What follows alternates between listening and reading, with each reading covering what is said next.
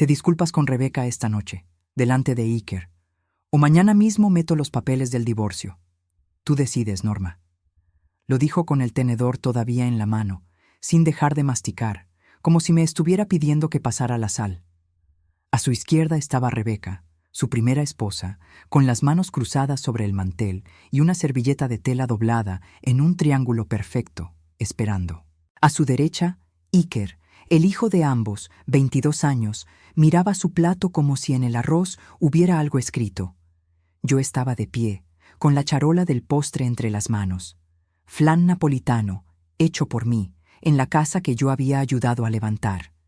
Y me estaban pidiendo que me disculpara con la mujer que acababa de decir, delante de todos, que yo me había metido en una familia que no era la mía.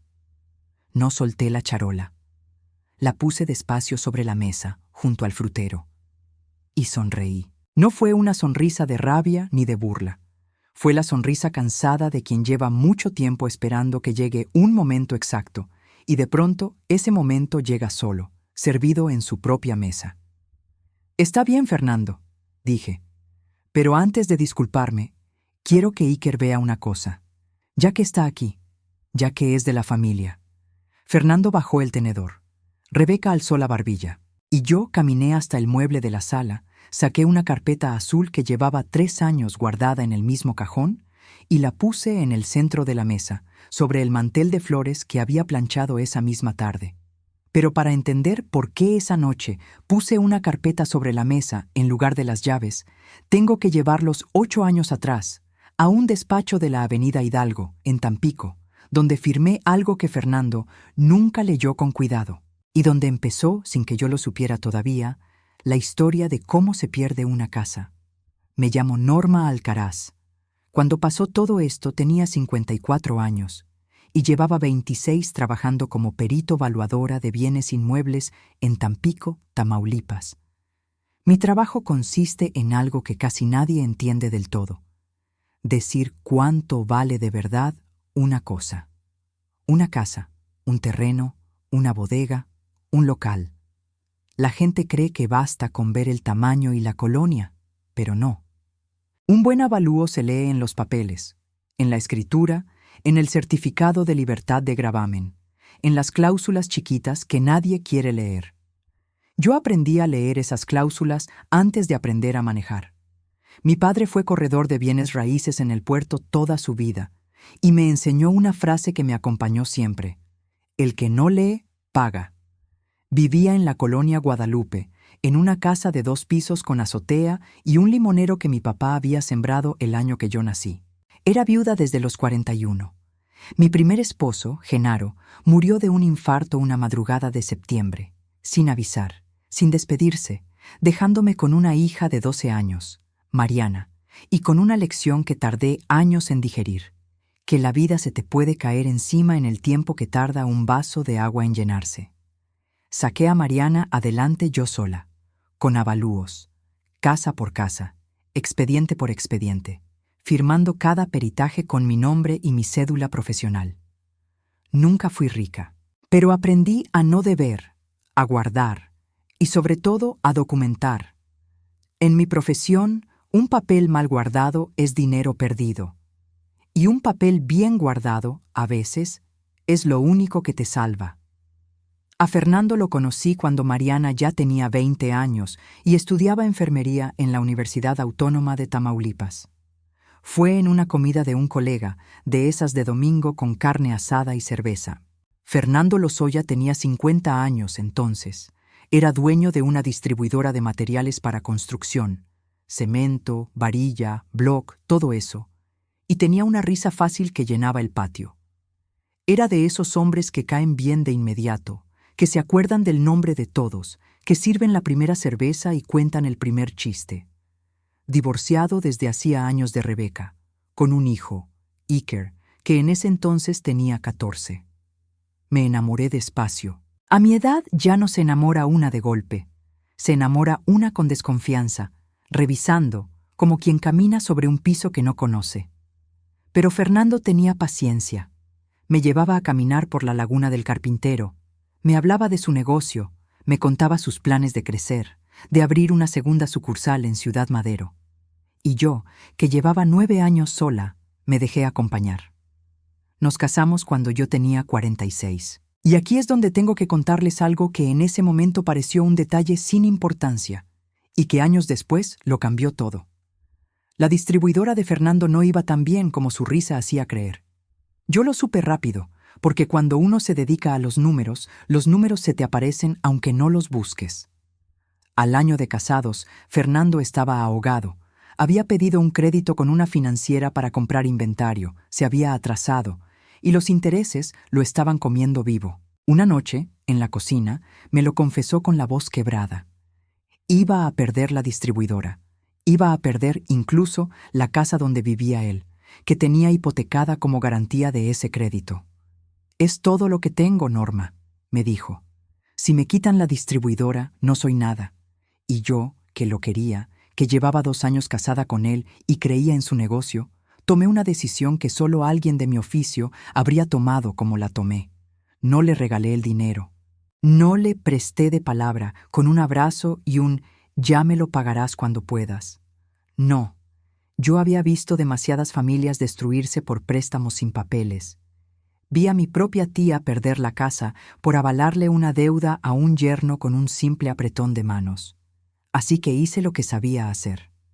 Fuimos juntos a la notaría de la Avenida Hidalgo, y ahí, ante el notario público, firmamos un contrato de mutuo con interés y garantía hipotecaria. En palabras simples, yo le presté a Fernando 800,000 pesos, casi todos mis ahorros de 20 años, para que pagara a la financiera y salvara su negocio. Y como garantía de ese préstamo, se constituyó una hipoteca a mi favor sobre su casa y sobre el terreno de la distribuidora. Todo inscrito en el registro público de la propiedad, todo con folio real, todo con mi nombre como acreedora. Fernando firmó feliz, feliz de verdad. Me abrazó en la banqueta de la Avenida Hidalgo. Me dijo que era la mujer de su vida, que sin mí se hubiera hundido. Y yo le creí, porque en ese momento era verdad. «Esto es puro trámite, mi amor», me dijo esa tarde.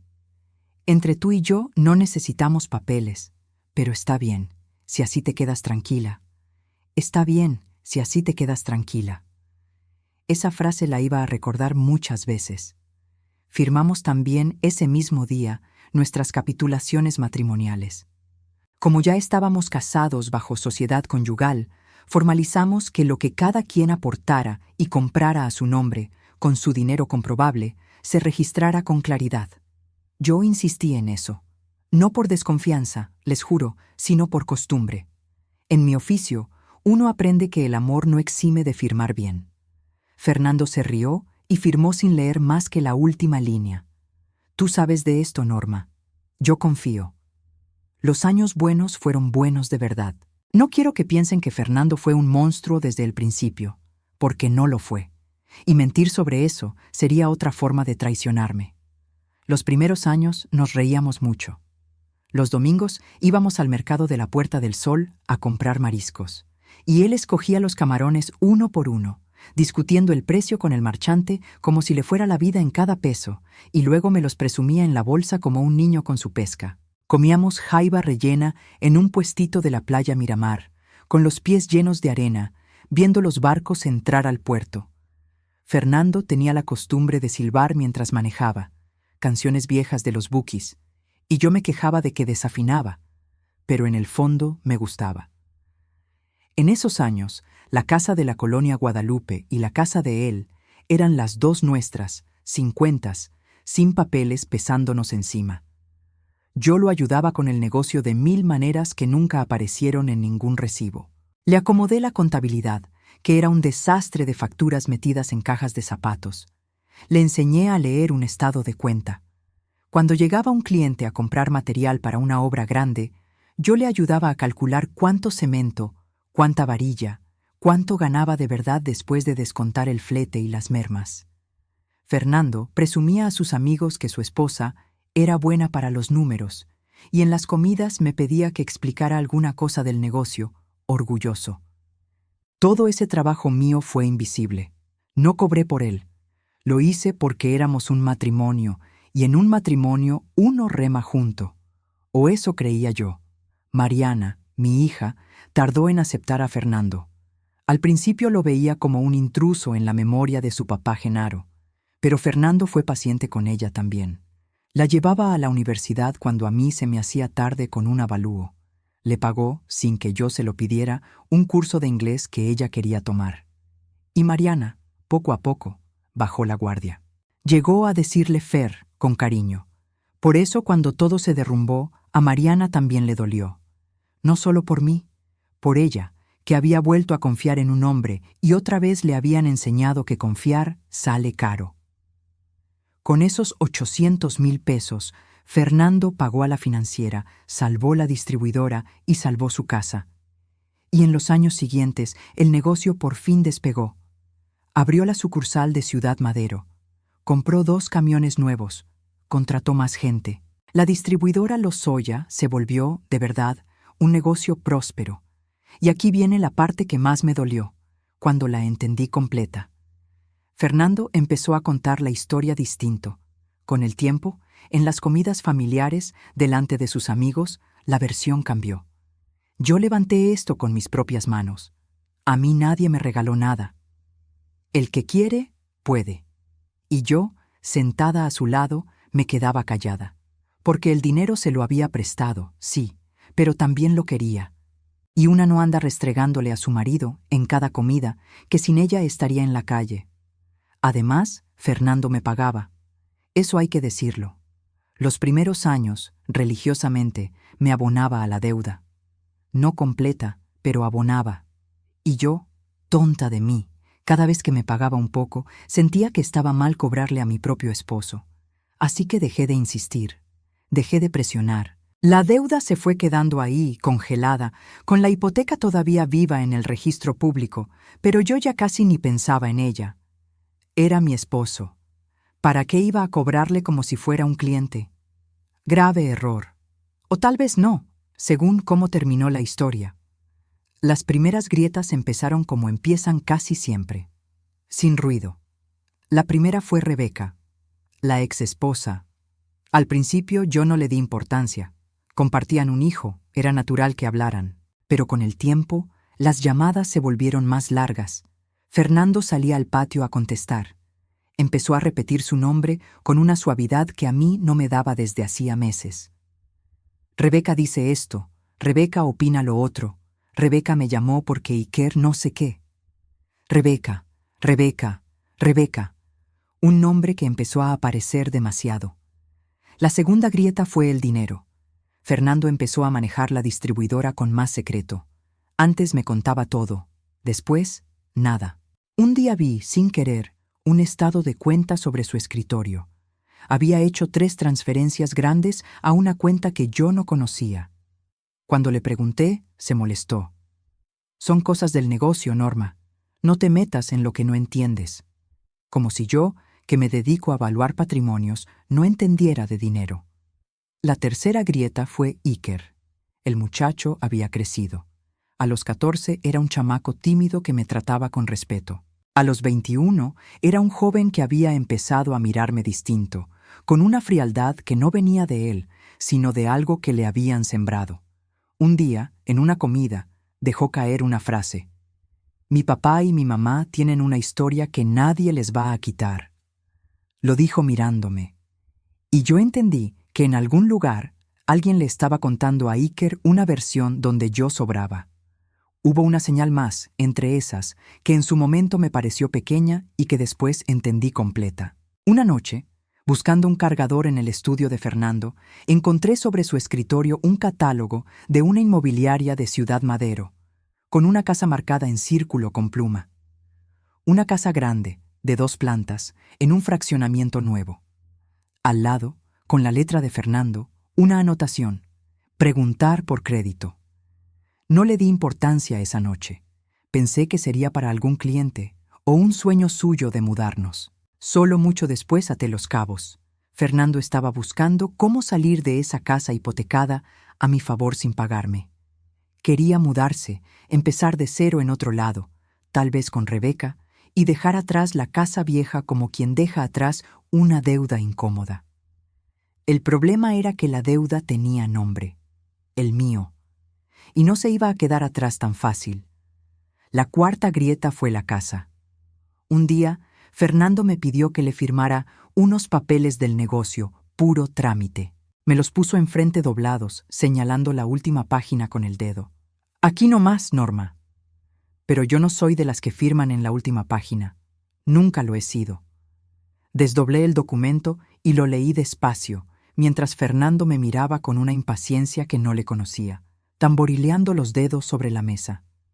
Era una solicitud de crédito bancario nuevo, y entre las garantías que ofrecía Fernando aparecía otra vez su casa. La misma casa que ya tenía una hipoteca a mi favor. La misma casa que él no podía volver a hipotecar sin que yo, como primera acreedora, me enterara. Le devolví los papeles sin firmarlos.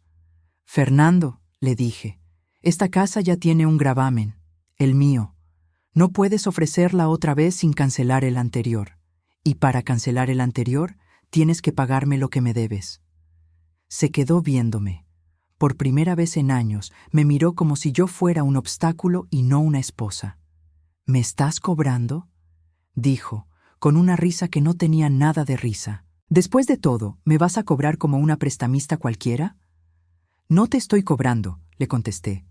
Te estoy diciendo que no puedo firmar algo falso. Lo que me debes, me lo debes. Está en el registro, no lo inventé yo. Esa noche dormimos dándonos la espalda, y algo se rompió que ya no se volvió a pegar.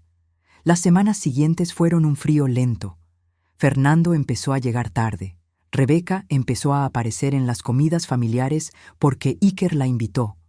Y yo, poco a poco, me di cuenta de que en mi propia casa me estaban empujando a la orilla, despacio, para que me cayera sola. Pero yo no me caí. Yo me dediqué a hacer lo que sé hacer, revisar papeles. Una tarde, mientras Fernando estaba en la sucursal, saqué del cajón la carpeta azul donde guardo todo lo importante y revisé, uno por uno, todos los documentos, el contrato de mutuo, la escritura de la hipoteca a mi favor, el folio del registro público, las capitulaciones, los pocos comprobantes de los abonos que Fernando me había hecho los primeros años. Y saqué la cuenta. 800,000 pesos prestados. 8 años de intereses pactados en el contrato. Menos los abonos que él había hecho al principio. El saldo, con todo y accesorios, superaba el 1,100,000 pesos.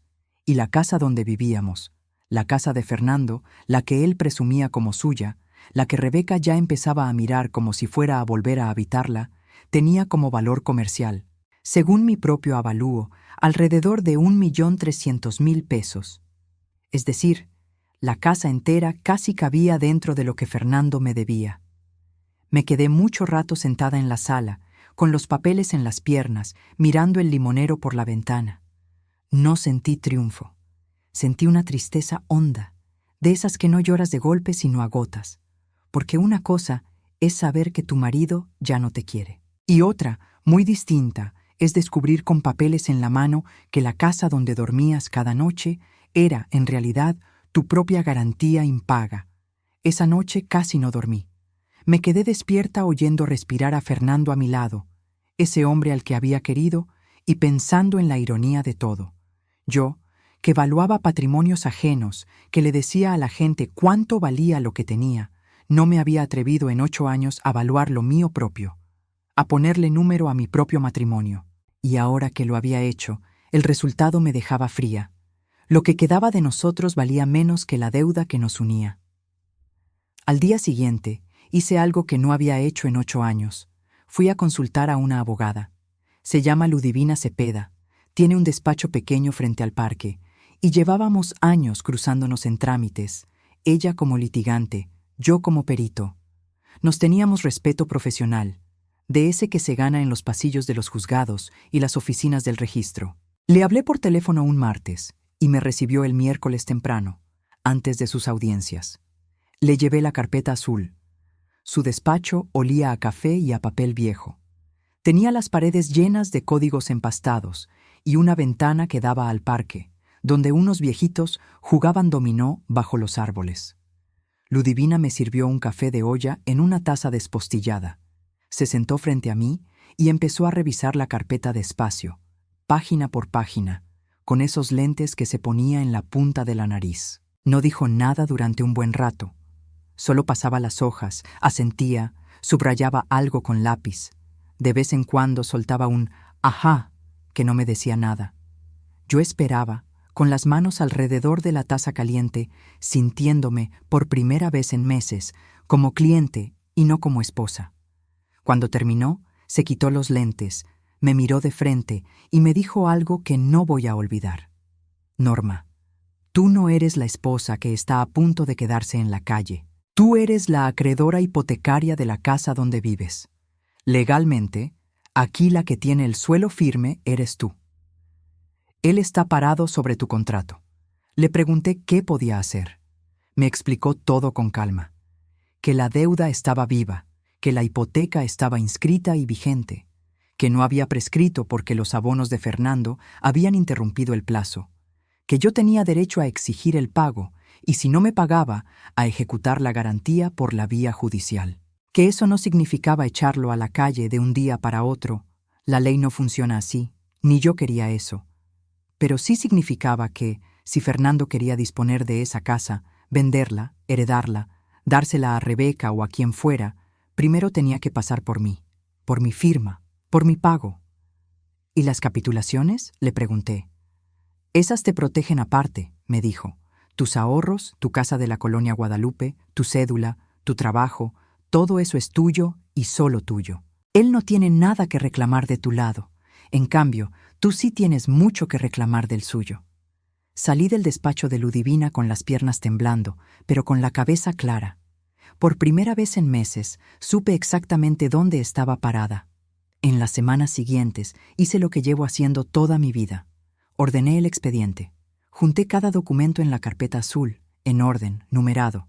Le pedí a Ludivina que me redactara el estado de cuenta actualizado, con membrete y firma, para tenerlo formal. Actualicé mi propio avalúo de la casa, con fecha reciente, para que nadie pudiera decir que inflé o desinflé el número. Saqué copia certificada del folio en el registro público. No lo hice pensando en una cena ni en un espectáculo. Lo hice porque, si venía el divorcio, quería llegar con todo en regla. Es mi forma de sentirme segura. Cuando el mundo se me mueve, yo acomodo papeles. Pero también hubo un momento en que dudé. No les voy a mentir. Una noche, con la carpeta lista, me pregunté si no estaba exagerando. Si no debía simplemente hablar con Fernando, de frente, sin abogadas ni documentos, y arreglar las cosas como esposos. Casi lo hice. Casi guardé la carpeta y bajé a la cocina a proponerle que fuéramos a terapia, que salváramos lo que quedaba. Me detuvo el recuerdo de su cara cuando me dijo, ¿me estás cobrando? Esa cara no era la de un hombre confundido. Era la de un hombre que ya había decidido, en algún lugar de su cabeza, que yo estorbaba. Y una aprende, con los años, que cuando alguien ya decidió que estorbas, lo único que puedes hacer es asegurarte de no quedar indefensa. Y decidí no hacer nada todavía. Esperar. No por miedo, sino por algo que aprendí de mi padre. Nunca muestres tu avalúo antes de tiempo. Deja que el otro haga su oferta primero. En esas semanas, Fernando se fue confiando cada vez más, y su confianza lo volvió descuidado. Como yo no había respondido a sus provocaciones, como no había gritado ni hecho maletas ni amenazado con nada, él interpretó mi calma como derrota. Empezó a tratarme con una condescendencia nueva, casi con lástima, como se trata a alguien que ya perdió y todavía no lo sabe. Un domingo lo escuché por teléfono, en el patio, hablando con Rebeca, y aunque no oí todo, sí alcancé una frase. No, si esta ya no da problema, se va a ir solita, ya verás. Esa frase, que debió dolerme, en realidad me tranquilizó, porque me confirmó que Fernando no tenía idea de lo que había en la carpeta azul. Creía que me tenía leída, creía que sabía cuánto valía yo. Y en mi oficio no hay error más caro que evaluar mal lo que tienes enfrente. Empezó a hacer planes en voz alta, sin cuidarse de mí. Habló de vender la casa cuando se resolviera lo del divorcio. Habló de mudarse a Ciudad Madero. Un día, incluso, Midió las recámaras con una cinta métrica, anotando en una libreta, delante de mí, sin explicarme nada, como si yo ya fuera un mueble que pronto iban a sacar. Yo lo dejé medir. Lo dejé soñar con su casa nueva y su vida nueva, porque cada plan que hacía sobre esa casa era un plan hecho sobre mi hipoteca, y él no lo sabía. Deja que el arrogante cabe. No hace falta empujarlo. Fernando hizo su oferta la noche del cumpleaños de Iker. Habían organizado una cena en nuestra casa. Familiar, dijo Fernando. Íbamos a estar él, Iker, yo y Rebeca, porque según Fernando, era el cumpleaños del muchacho y su mamá tenía que estar. Yo acepté. Cociné todo el día. Hice cochinita, arroz, hice el flan que a Iker le gustaba desde chamaco. Puse el mantel de flores, saqué la vajilla buena. Porque, dijera lo que dijera Rebeca, esa seguía siendo mi casa y yo seguía siendo la señora de esa casa. La cena empezó tensa y fue empeorando. Rebeca llegó con un vestido nuevo y una actitud de dueña. Se sentó en la cabecera. Corrigió cómo había puesto yo los cubiertos. Le sirvió a Fernando como si llevara años sirviéndole. Y a media cena, cuando yo me levanté a traer el postre, soltó la frase que llevaba toda la noche cargando. Pues qué bonito que cocines, Norma, de veras. Pero hay cosas que no se aprenden cocinando. Iker es mi hijo y de Fernando. Esta familia se hizo mucho antes de que tú llegaras. Tú te metiste en una familia que no era la tuya, y a veces se nota. Se hizo un silencio horrible.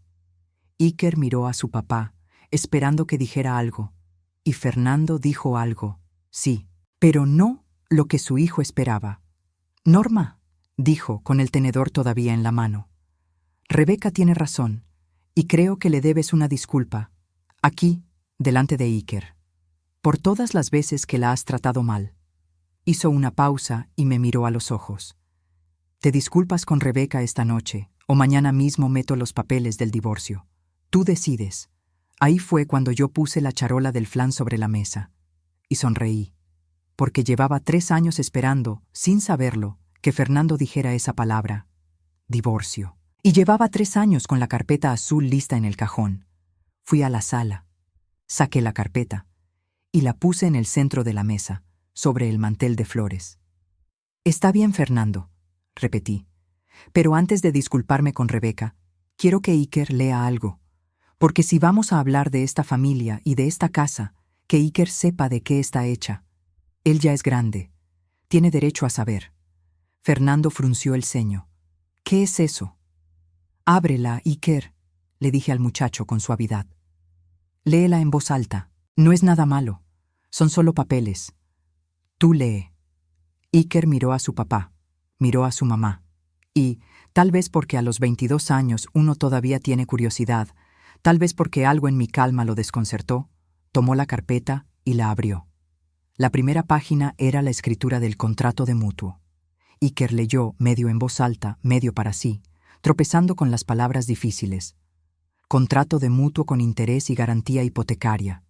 La señora Norma Alcaraz, en su carácter de acreedora, el señor Fernando Lozoya, en su carácter de deudor, por la cantidad de 800,000 pesos.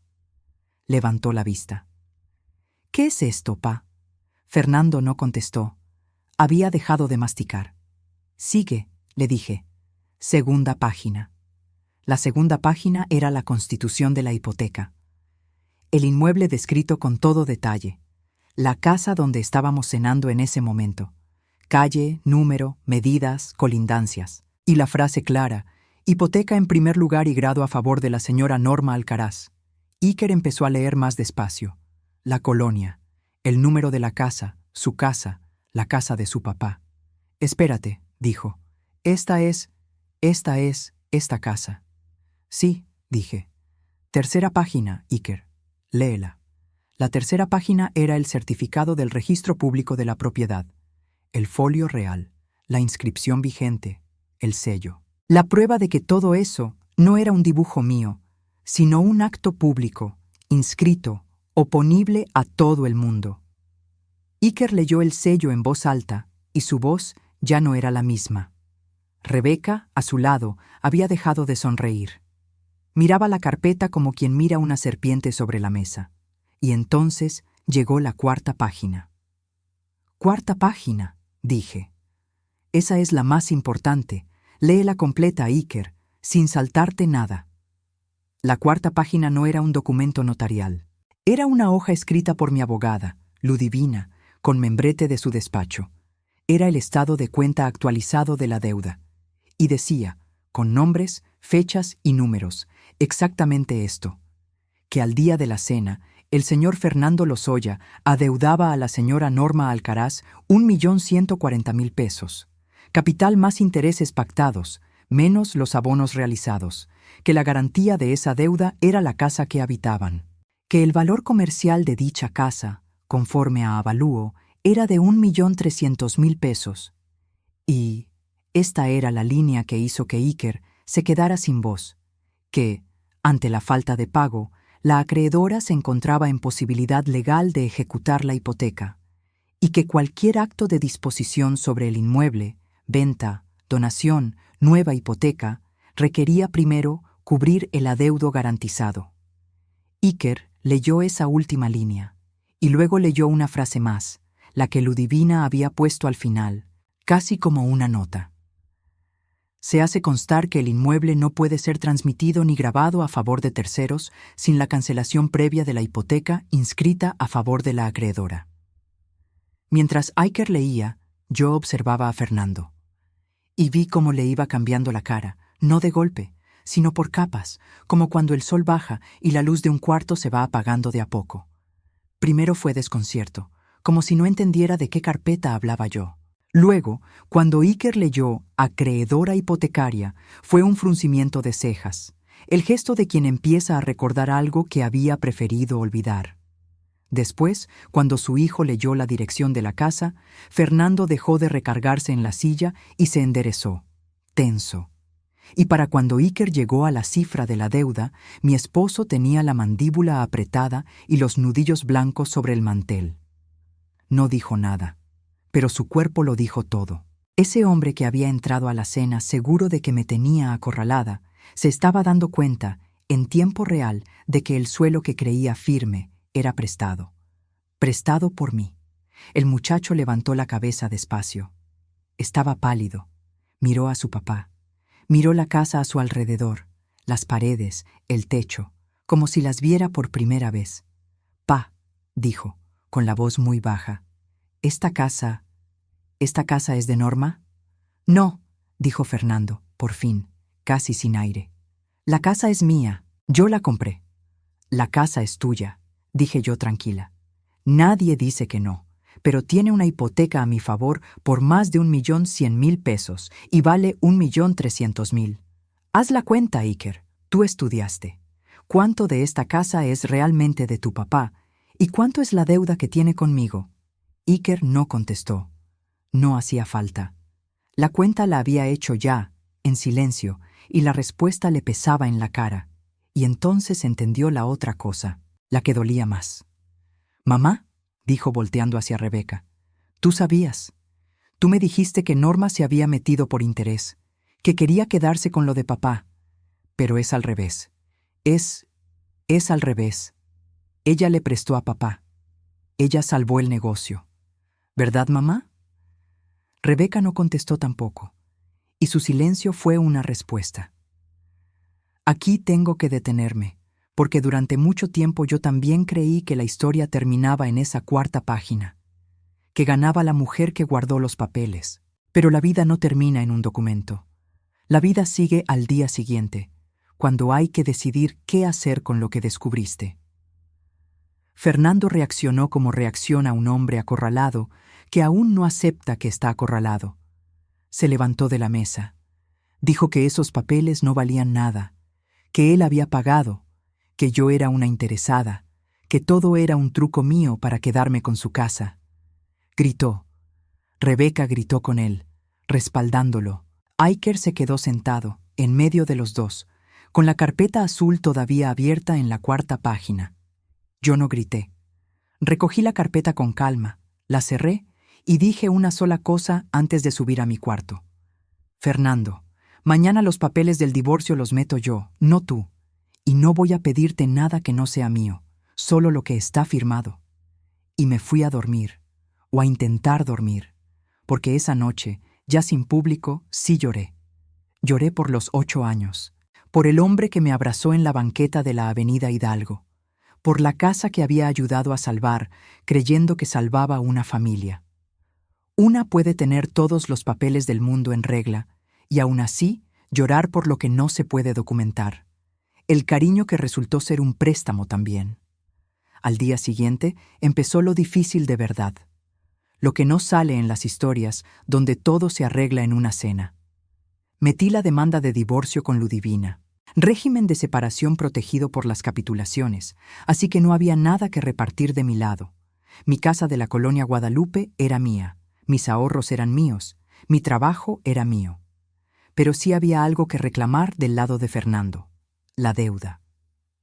Ludivina fue clara conmigo desde el principio, y yo se lo agradecí.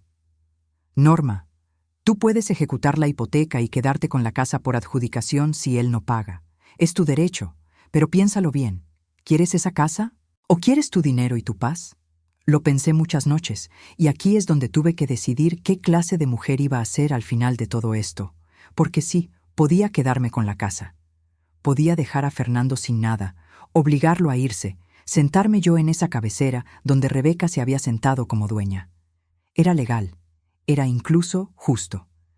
Pero yo me acordé de mi papá y de otra cosa que me decía. El avalúo justo no es el más alto ni el más bajo, es el verdadero. Yo no quería esa casa. Nunca la quise. Yo tenía mi casa, mi limonero, mi vida en la colonia Guadalupe. Lo que quería era mi dinero de vuelta y no volver a sentirme una intrusa en ningún lado nunca más. Así que le mandé a Fernando, por medio de las abogadas, una propuesta. No una venganza, una propuesta de perito, hecha con números reales. Le di 2 caminos. 1. Me pagaba el 1.140.000 pesos que me debía, en un plazo razonable, con un calendario de pagos que su distribuidora sí podía sostener. Yo conocía sus números mejor que él, y yo cancelaba la hipoteca, y él se quedaba con su casa limpia, libre, para hacer con ella lo que quisiera.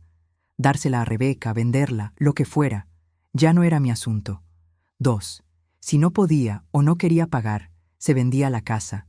Yo cobraba mi parte del precio hasta cubrir la deuda, y el resto era para él. Sin pleito, sin ejecución, sin adjudicaciones. Una venta ordenada. Le di a elegir, como me habían dado a elegir a mí en esa cena, pero al revés, no con una amenaza, sino con una salida. Fernando tardó 3 semanas en tragarse el orgullo. Rebeca, me contaron, se esfumó de la escena en cuanto entendió que no había casa gratis que ganar, que lo que había era una deuda que pagar. Desapareció tan rápido como había aparecido. El amor de Rebeca, resultó, también tenía su avalúo, y era más bajo de lo que Fernando creía. Al final, Fernando escogió pagar. No de golpe, claro, no tenía cómo. Pero su distribuidora era próspera de verdad, la que yo ayudé a salvar. Y con un calendario de 24 meses, empezó a abonarme. Esta vez con contrato nuevo, con fechas, con firma. Esta vez sin puro trámite entre tú y yo. Esta vez como se hacen las cosas, por escrito. El divorcio salió por mutuo acuerdo en unos meses. Sin drama en el juzgado, sin escenas, cada quien con lo suyo. Yo firmé mi último papel con Fernando el mismo día que la juez declaró disuelto el matrimonio, y sentí, más que tristeza, un alivio grande, como cuando entregas un avalúo difícil que te quitó el sueño y por fin puedes cerrar el expediente. Volví de tiempo completo a mi casa de la colonia Guadalupe, al limonero de mi papá, que ese año dio más limones que nunca, como burlándose de todo. Los primeros días fueron raros. Una se acostumbra al ruido de otra persona en la casa, aunque ese ruido ya te lastime. Extrañaba cosas tontas, la cafetera puesta para 2, el peso de otro cuerpo del otro lado de la cama, hasta el desafine de Fernando silbando. No voy a mentirles diciendo que desperté al día siguiente del divorcio, sintiéndome libre y poderosa. Desperté sintiéndome sola, y me tomó meses convertir esa soledad en algo parecido a la paz. Empezar de nuevo a los 54 no es como lo pintan. Duele, da miedo. Hay noches en que una se pregunta si valió la pena, si no habría sido más fácil disculparse con Rebeca y seguir aguantando. Pero después venían las mañanas. Y en las mañanas, poco a poco, la casa volvió a ser mía de verdad. Volví a acomodar los muebles a mi gusto. Volví a poner en la radio la música que a mí me gustaba, boleros, sin que nadie se quejara. Pinté la cocina de amarillo, un amarillo que Fernando siempre me había dicho que era de loca y que a mí me pareció, cuando lo vi terminado, el color de la libertad. Retomé mi trabajo con más ganas. Y un día, casi por casualidad, la vida me devolvió algo. En el colegio de evaluadores me pidieron que diera unas pláticas los sábados. Empecé a hablarles a mujeres que iban a firmar contratos de matrimonio, de préstamo, de compraventa, sin leerlos. Les contaba, sin dar nombres, mi historia. Les decía lo que mi papá me dijo a mí. El que no lee, paga. Les enseñaba a distinguir una hipoteca de un usufructo, a pedir un certificado de libertad de gravamen antes de comprar cualquier cosa, a nunca, nunca firmar en la última página sin leer las anteriores. Y veía en sus caras que algunas entendían justo a tiempo lo que yo entendí tarde, pero no demasiado tarde. Esas pláticas me salvaron a mí tanto como espero que las hayan salvado a ellas. Me devolvieron un propósito. Me recordaron que lo que sé hacer sirve, y que servía aunque un hombre hubiera decidido que yo no valía una disculpa. Con Mariana, mi hija, la relación se hizo más fuerte que nunca. Ella se recibió de enfermera, entró a trabajar al Hospital General, y una tarde, tomando café en la cocina, me dijo algo que me hizo llorar de la buena manera. Mamá, siempre creí que tu manía de guardar papeles era una necedad de vieja. Perdón, ahora entiendo que esos papeles eran tu forma de cuidarnos, de cuidarte. Y con Iker, aunque no lo esperaba, algo quedó. El muchacho me buscó unas semanas después del divorcio. Me pidió perdón por cómo me había tratado en los últimos años, por haber creído la versión que le habían contado. Le dije que no tenía nada que perdonarme, que él había sido un buen muchacho embarrado por un pleito de adultos. Nos vemos de vez en cuando. Me cuenta de sus estudios. Le enseñé, medio en broma, a leer un certificado de libertad de gravamen. Para que nunca te agarren dormido, le dije. Y se rió. Iker resultó ser, de toda esa familia, la única persona que valió lo que aparentaba. Fernando terminó de pagarme la deuda 2 años después. El día del último abono, me mandó un mensaje corto. Ya quedamos a mano. Perdón por todo. No le contesté con rencor. Le contesté. Cuídate, Fernando. Y la próxima vez, lee antes de firmar. Vendió la casa, al final. No sé a quién. Ya no era mi asunto. Hoy tengo 56 años. Vivo tranquila. Sigo valuando casas, terrenos, locales, y cada vez que abro una escritura y encuentro una hipoteca escondida que el dueño ni sabía que tenía, me acuerdo de esa noche del flan napolitano y de la 4ª página. Y déjenme decirles lo que aprendí, no como perito, sino como mujer. Durante años creí que mi seguridad estaba en aguantar, en no hacer olas, en quedarme callada para que la familia no se rompiera. Pero la familia no se rompe porque uno hable. Se rompe cuando uno se traiciona a sí mismo por sostener algo que ya estaba podrido. Yo no gané esa noche por tener papeles. Gané porque nunca dejé de creer que mi trabajo, mi cuidado y mi dinero valían algo, aunque el hombre que dormía a mi lado hubiera decidido que no. Que te subestimen no es tu derrota. A veces es tu mayor ventaja, porque el que te subestima baja la guardia. Fernando creyó que yo era la esposa que se iría con una maleta y la cabeza agachada. Nunca se le ocurrió que la mujer a la que le pedía disculparse era la dueña legal del suelo que él pisaba. Poner un límite no es traicionar el amor. Es lo único que hace que el amor no se convierta en abuso. Y perdonar, porque yo perdoné a mi manera, no significa dejar que el otro vuelva a pararse sobre ti. Significa soltar el rencor, pero no soltar tu dignidad. Ahora, en las tardes, me siento en la azotea de mi casa, bajo el limonero de mi papá, con una taza de café, y veo cómo se pone el sol sobre Tampico. No hay nadie corrigiéndome cómo pongo los cubiertos. No hay nadie diciéndome que me metí donde no debía. Solo estoy yo, mi paz, y la certeza tranquila de que aprendí a tiempo lo más importante, que la voz de una mujer, su trabajo y su nombre valen más que cualquier casa. Aunque esa casa, resulta, también fuera un poquito mía. Si esta historia te movió algo por dentro, o si alguna vez te tocó firmar sin leer, o callar cuando debiste hablar, cuéntamelo aquí abajo en los comentarios. Los leo todos, de verdad. Y si quieres acompañarme en las próximas historias de mujeres que aprendieron a levantarse con dignidad, suscríbete y quédate conmigo, que todavía me faltan muchas por contarte.